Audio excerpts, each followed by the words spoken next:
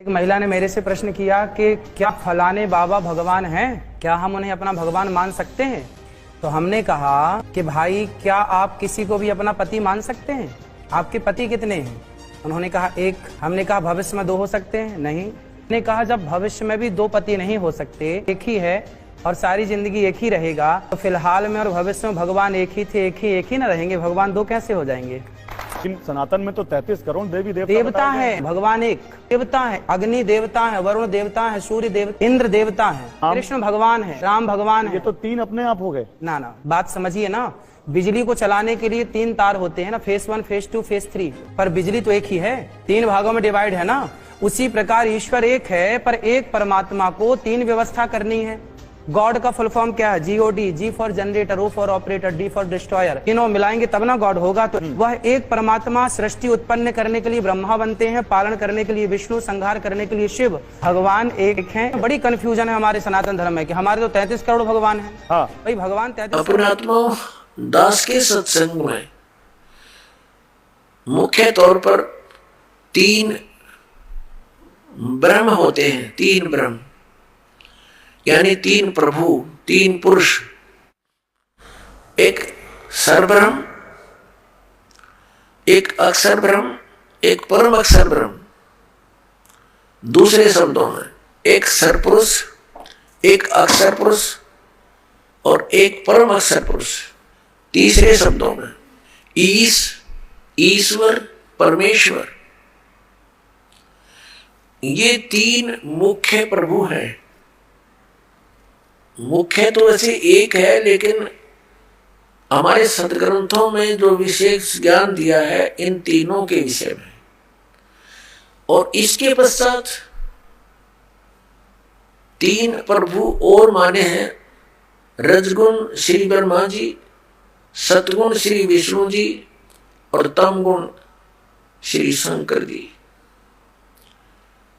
और आदि शक्ति प्रकृति देवी ये दुर्गा है। इनके बाद फिर बहुत से देवता हैं जो भगवान की भक्ति करके ही कुछ उन्होंने अपने टायर में हवा भर ली, यानी परमात्मा की कुछ भक्ति संग्रहित करके और वो कुछ सिद्धि युक्त हो करके अन्य प्राणियों से श्रेष्ठ बने दिखाई देते हैं, वो भी देवता हैं। यानी श्री ब्रह्मा जी, रजगुण श्री विष्णु, सतगुण श्री शिव जी, तमोगुण ये अन्य देवताओं में है। और ये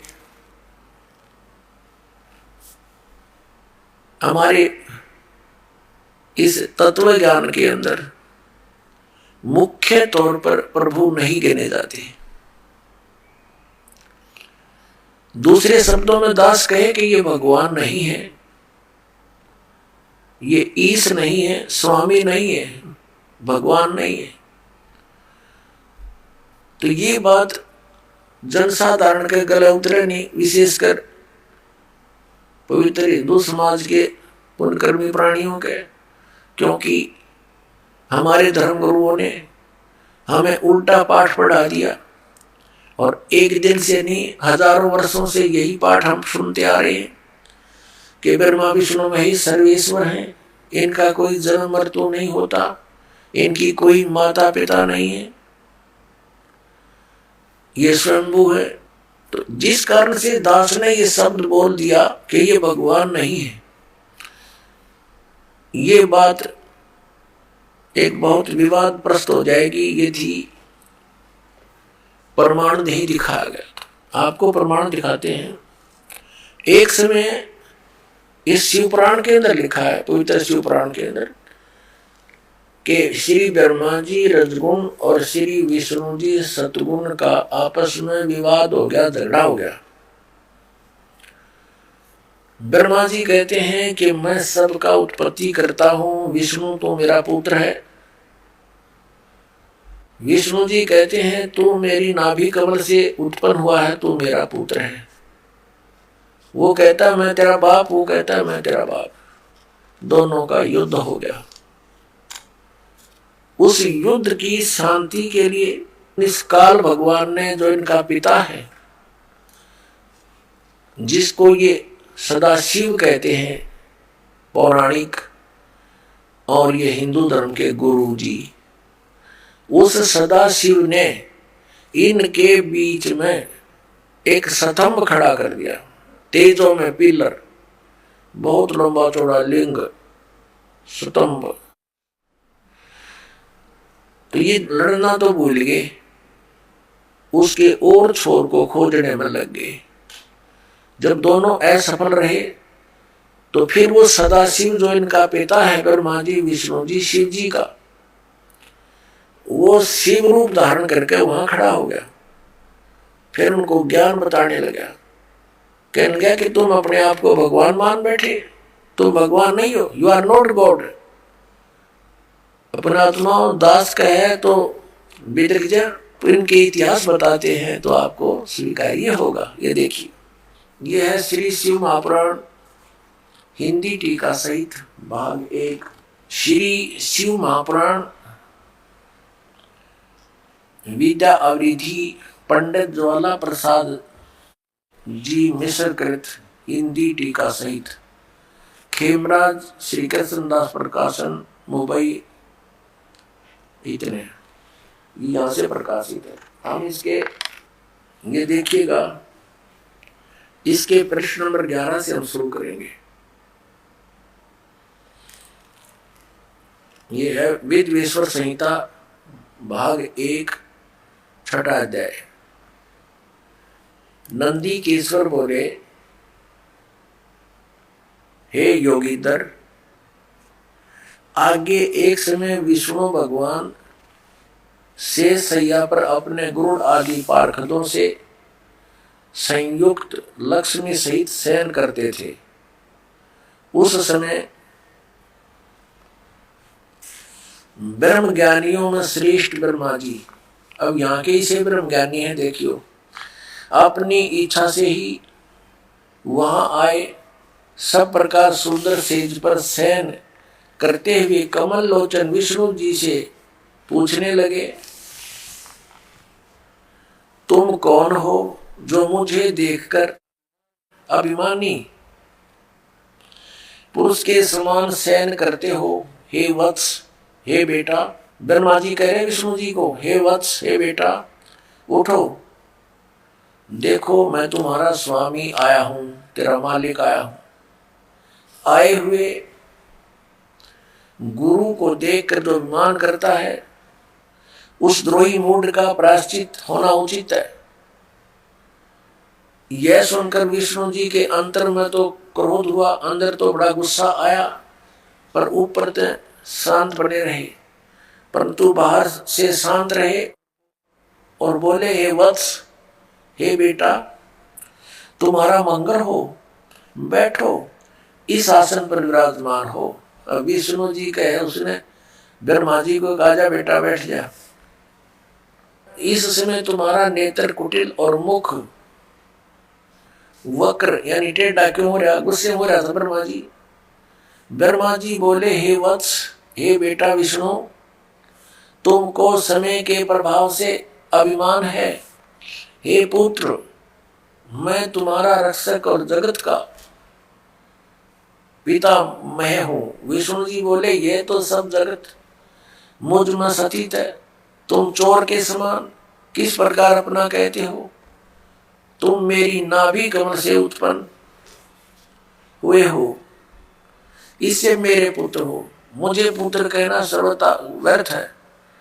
नंदी केश्वर बोले, इस प्रकार ब्रह्मा विष्णु दोनों ही रजोगुण से मुग्ध होकर विवाद करने लगे।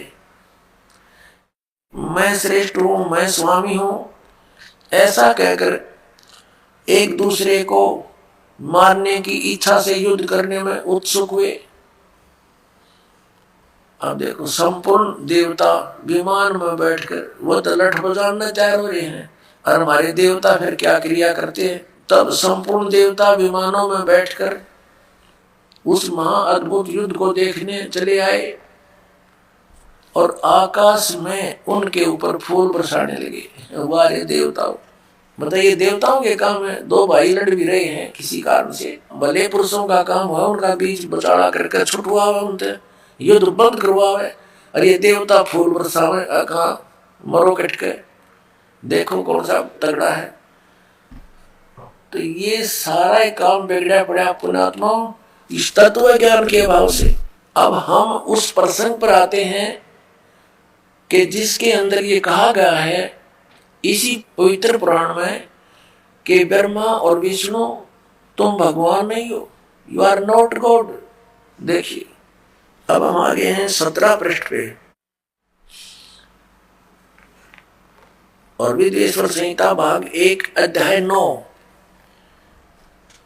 ये वही प्रसंग यहां तक चल रहा है। नंदी केश्वर बोले इस प्रकार भगवान ने उन नमर हुए। अब क्या हुआ कि उन दोनों के बीच में, अभी आपको बताया था उन दोनों ब्रह्मा और विष्णु जो लड़ रहे थे उनके बीच में एक पिलर खड़ा कर दिया तेजों में, लिंग बहुत लंबा चौड़ा जिसका कोई और छोर उन दोनों को नहीं मिला। और फिर ये स्वयं प्रकट हो गया। कौन? इनका पिता, ये सदाशिव बोलते हैं इसको, ये काल ब्रह्म जिसने गीता का ज्ञान दिया। अब यहां देखिए हम जो आपको दिखाया था, फिर देखिए ये पृष्ठ 17 पे विद्वेश्वर संहिता भाग 1 अध्याय 9 पर नंदी केश्वर बोले इस प्रकार भगवान ने उन नमर हुए ब्रह्मा और विष्णु पर अनुग्रह करके उनके युद्ध में परस्पर उनकी सेना मारी गई थी उस सब को यहां देखें। उन दोनों की अज्ञानता और वैर को दूर करने के अर्थ उनसे क्या कहा भगवान काल भगवान ने, सदाशिव ने क्या कहा कि मेरे सकल और निष्कल यानी साकार और निराकार में भेद से 2 रूप हैं, परंतु और ईश्वर नहीं है, मेरे अतिरिक्त कोई प्रभु नहीं है। इस कारण उनके 2 रूप नहीं हो सकते, पहला सतम रूप और दूसरा पीछे मूर्तिमान रूप धारण किया। इसमें ब्रह्म रूप निष्कल है, यह निष्कल है, निष्फल नहीं, और ईश्वर रूप सगुण है। मेरे ये दोनों रूप सिद्ध हैं, दूसरे किसी के नहीं हो सकते। इस कारण तुम दोनों को अथवा दूसरों को ईश्वरत्व की प्राप्ति नहीं हो सकती। तुमने जो अज्ञान से अपने को ईश माना, तुमने अज्ञान से अपने को ईश यानी भगवान माना, यह बड़ा अद्भुत हुआ। उसके दूर करने को ही मैं रण स्थान में आया। अब तुम दोनों अभिमान त्याग कर मुझ ईश्वर में अपनी बुद्धि लगाओ। मेरे प्रसाद से लोक में सब अर्थ प्रकाश होते हैं। मैं ही परब्रह्म हूं। अब ये काल बोल रहा है, अब यहां विचलित कर रहा है इनको। मैं ही परब्रह्म हूं, मेरा ही कल अकल रूप है। ब्रह्म होने से मैं ईश्वर हूं। अनुग्रह आदि मेरा कर्त्य है। सर्वव्यापी होने से और जगत के वर्धक होने से मैं ब्रह्म हूं। हे ब्रह्म केशव, समतव और व्यापक होने से मैं आत्मा हूं। मैं इस सब का ईश हूं। यह मेरा है, मेरे सिवाय किसी दूसरे का नहीं है। प्रथम तो ब्रह्म तो ज्ञान के निमित्त निष्कल ब्रह्म का प्रादुर्भाव हुआ। 18वें पृष्ठ पर चलते हैं। इससे मैं अज्ञात रूप हूं, पीछे तुम्हें प्रगट दर्शन देने के निमित्त साक्षात ईश्वर तत्क्षण ही मैं सगुण रूप हुआ हूं। अब यहां ये क्या कह रहा है? श्री सदाशिव ब्रह्मा विष्णु महेश का पिता, ब्रह्मा विष्णु महेश का पिता, ये सदाशिव यहां क्या कह रहा है? ये कह रहा है कि पहले तो ब्रह्म रूप हुआ वो स्तंभ, वो तो समझो मेरा निष्कल रूप है, निर्गुण रूप है मेरा, ये स्तंभ आया पिलर। और ईव में निर्गुण से सगुण हो गया, तुम्हारे सामने आया। अब देखो, हम अपने उस प्रसंग पर आते हैं। हमने ये देखना है कि ब्रह्मा और विष्णु और ये शिव, ये भगवान नहीं है, ये प्रभु नहीं है। ये प्रसंग था। यदि ये दास वैसे सिंपल कहकर छोड़ देता तो बहुत विरोध मान लेते भक्तजन, क्योंकि उन्होंने पूरा अज्ञान सुना हुआ है, ज्ञान नहीं सुना, सदग्रंथों का उनको ज्ञान नहीं, इसलिए सदग्रंथों को रूप करना अनिवार्य हो गया है। अब आगे ये क्या कहता है देखिएगा। ये प्रश्न नंबर 18 अध्याय 10 चल रहा है, प्रश्न नंबर 18 पे, और शिवपुराण वेद-वेश्वर संहिता भाग 1 10वां अध्याय। हम यहाँ पढ़ते पढ़ते आगे 9वां अध्याय समाप्त हो गया। जो हमने यहाँ पढ़ लिया, इससे मैं अज्ञात रूप हूँ, पीछे तुम्हें प्रकट देने के लिए निमित्त साक्षात ईश्वर, तत्क्षण ही मैं सगुण रूप हुआ हूँ। अब यहाँ नीचे आ जाएंगे इसके। इति श्री शिव महापुराणे वेद-वेश्वर संहिता भाषा टीकायाम 9वां अध्याय, ये 9वां अध्याय इति हो गया, समाप्त। अब 10वां शुरू हो गया, ये 10वां। अब हम यहाँ 10वें में पढ़ रहे हैं नीचे। हे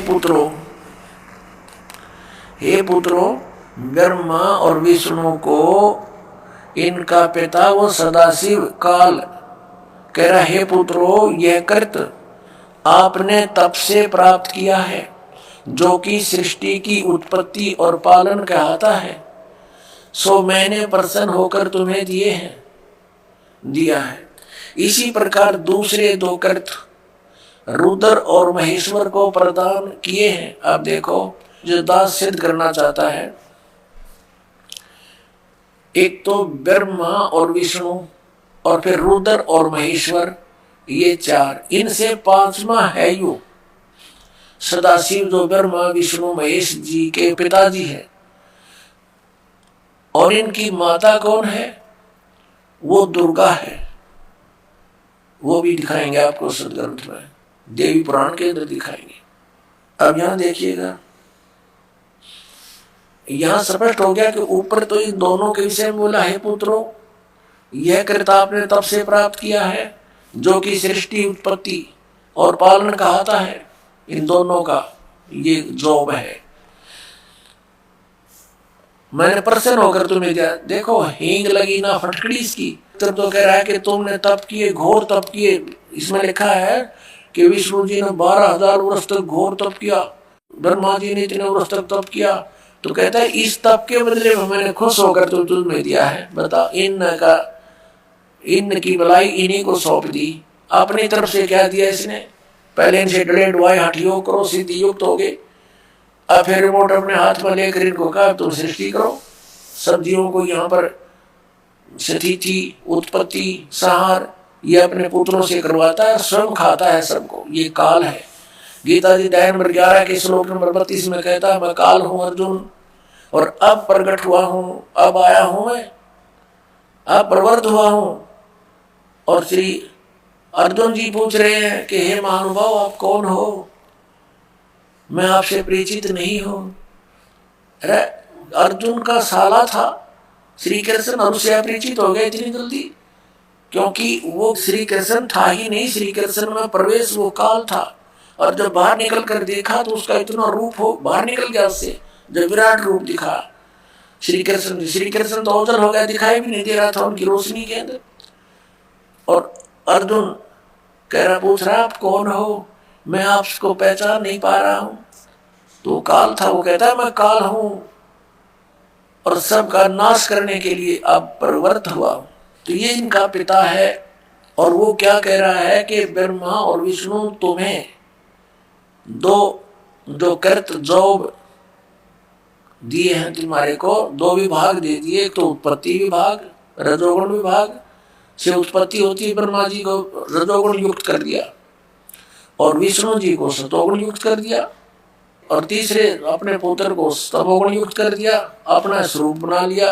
कहते सदाशिव कहता है, तो ये खड़ा है कि मैं इन्हीं के रूप, ये मेरे ही स्वरूप में है।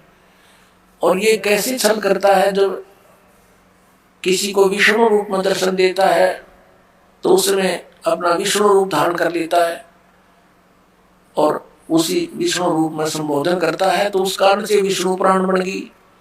और जिसमें शिव रूप में धारण करके किसी को ज्ञान दिया है, तो उसके आधार से शिव पुराण की रचना होगी। ये है वो काल जो कहता मैं कभी अपने ओरिजिनल रूप में किसी के समक्ष नहीं होता, मेरे कर्म और जन्म अलौकिक हैं। गीता जी के अध्याय नंबर 4 के 5 और 9 में इसने स्पष्ट किया है। और साथ में कहा है कि जब धर्म की ग्लानि होती है, मैं अपने अंश, अपने आत्मा, अपने अंश अवतारों का सृजन करता हूं, उनको यहां प्रकट करता हूं, भेजता हूं, उत्पन्न करता हूं। जैसे श्री राम, श्री कृष्ण आदि। आप देखिएगा नीचे, अब ये दास तो सिद्ध करना चाहता है कि दो तो ये ब्रह्मा और विष्णु हो गए, इस प्रकार दूसरे दो कृत रुद्र और महेश्वर को प्रदान किए हैं। तो ऐसे 4 हो गए ना, एक रुद्र, एक महेश्वर, और 5वां यू बोलने लग रहा। अब आगे हम चलते हैं, ये प्रमाणित करते हैं।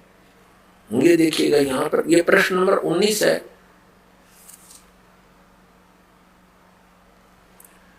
और ये भी द्वेश्वर संहिता भाग 1 अध्याय 10 चल रहा है, यहां से हम लेंगे। हे सौम्य, मेरे अज्ञान से विमुख होने से तुम्हें अज्ञानता आ गई। विष्णु और ब्रह्मा जी को कह रहे हैं, मेरा ज्ञान होने से ऐसा नहीं होता। ज्ञान और रूप महेश के तुल्य हो जाते हैं। इस कारण इस ज्ञान की सिद्धि के निमित्त ओंकार नामक मंत्र जप करो। अभिमान दूर करने वाला, यह अभिमान दूर करने वाला है।